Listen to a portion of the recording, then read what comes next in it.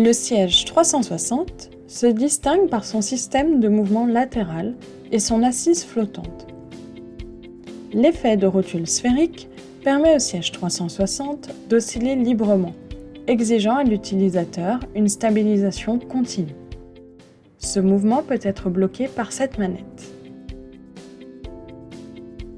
Le mécanisme synchrone permet à l'assise et au dossier de s'incliner de manière automatique et synchronisée pour favoriser des mouvements de bascule en arrière qui libèrent la pression intervertébrale et soulagent le dos. L'intensité de la bascule se règle en tournant cette manette vers l'arrière pour plus de souplesse pour les gabarits légers et vers l'avant pour durcir la tension pour les gabarits plus lourds.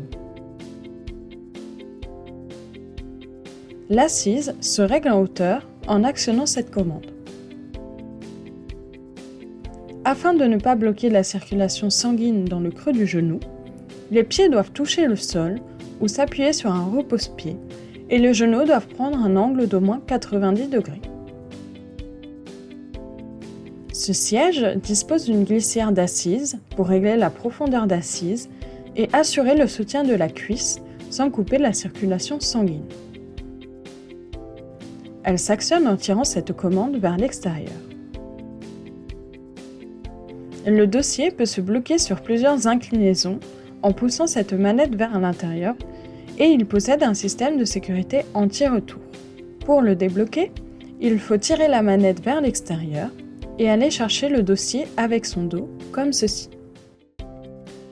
Un soutien lombaire est intégré dans le dossier et il est réglable en hauteur et en profondeur.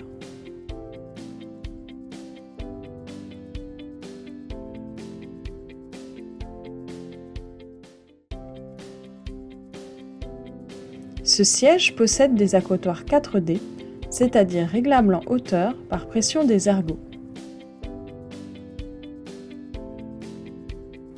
Les manchettes peuvent être éloignées ou rapprochées, avancées ou reculées, et elles sont orientables vers l'intérieur ou l'extérieur du siège. Les accotoirs doivent être ajustés de façon à ce que les coudes reposent légèrement sans avoir à hausser les épaules.